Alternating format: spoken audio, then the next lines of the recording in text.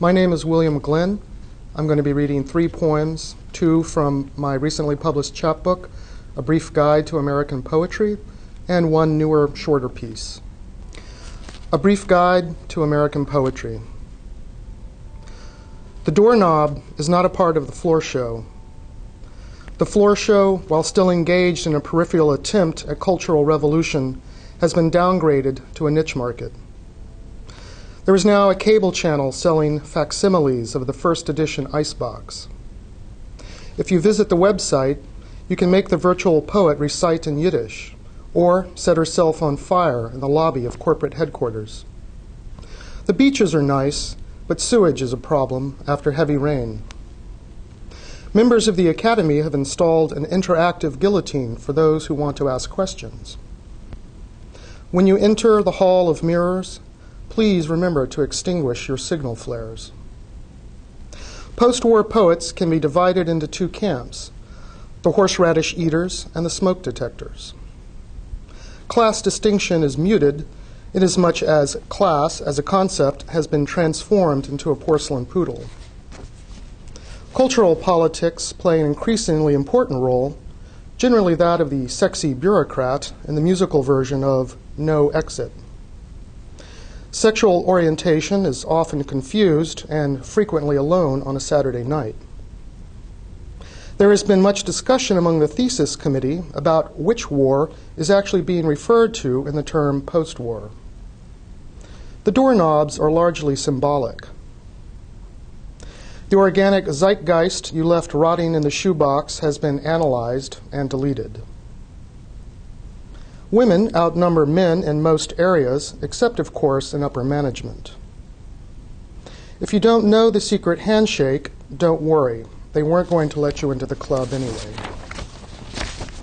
Many pre-war poets, once full of vim and vigor, have vanished from the post-war catalog. The proletariat giraffe handler is no longer an accurate guide for trope distribution. The flag has been surgically sewn into your ass, so make the best of it when choosing a theme for your new work. FYI, the war is no longer fashionable. Heroin abuse still elicits a few fervent nods at open mics, but alienation has been dropped from the list of recommended subject matter. Suggested alternatives include yoga, cats, free market democracy, and liberal angst at being rejected by the jocks in charge of the dance committee. Brechtian tendencies can be treated easily at any writer's workshop. Translations of foreign poetry have steadily decreased since the president sprayed jism on the hired help's dress. This is offset by the growing number of dissertations on the postmodern significance of Madonna's marketing techniques.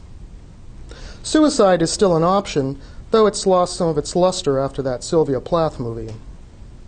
The drugs are helping for the most part, but I keep seeing the horse go up in flames. On bad nights, he sings a little lullaby while his eyeballs melt. Be careful reading Apollinaire or Gregory Corso on the subway. The doorknob in your handbag may explode. The next 2 poems I'd like to dedicate to Ray Pospisil, a good poet and a good man who died tragically a few weeks ago. Hard to believe that I'm not going to hear Ray read again. The first one is a short piece called Memory Fragment from a Spanish Village. The face you gave me is not the one in my dream. I tried it on in the hallway. I gazed into the mirror, but there was nothing there. No face, no mirror, no hallway. From another room, I heard someone blow out a candle.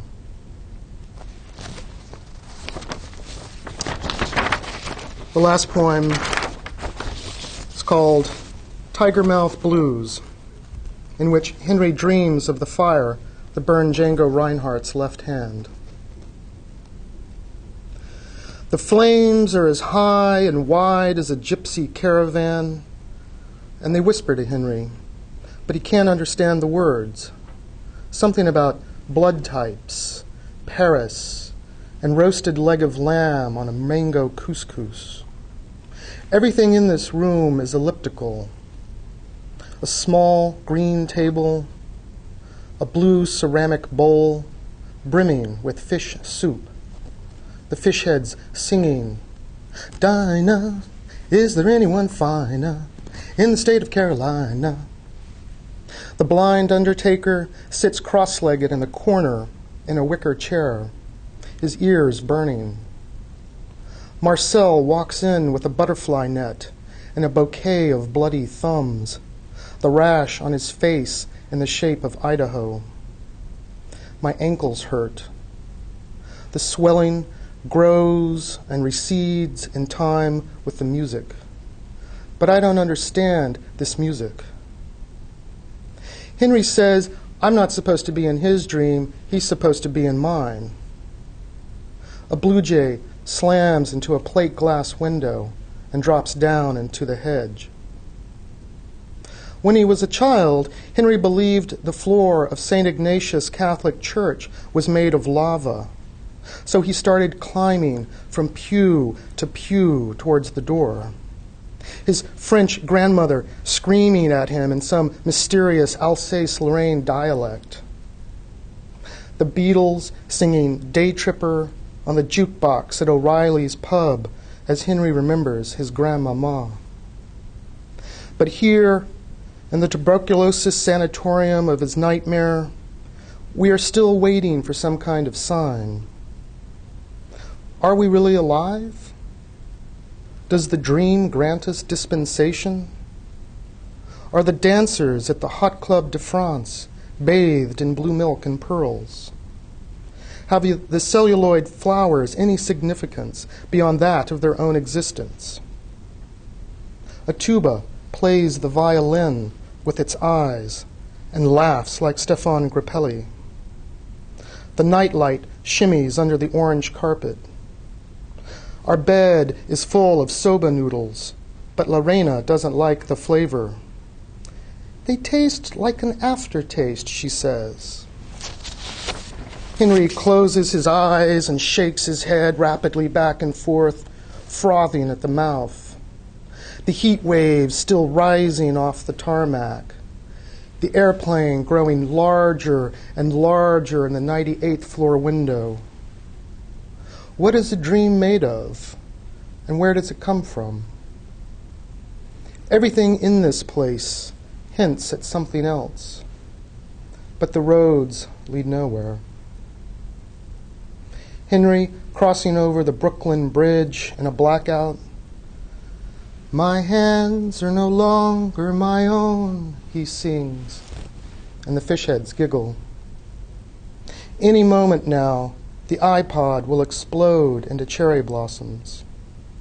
Henry can't handle this lack of understanding, that nothing only makes sense in relation to its nothingness. The wind rivets the sand to a plastic shoreline in a Joseph Cornell box. The museum is dark and quiet.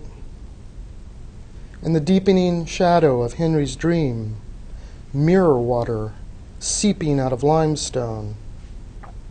The indention of what used to be his life suddenly filling up with the opening chords of Django Reinhardt's Nuages.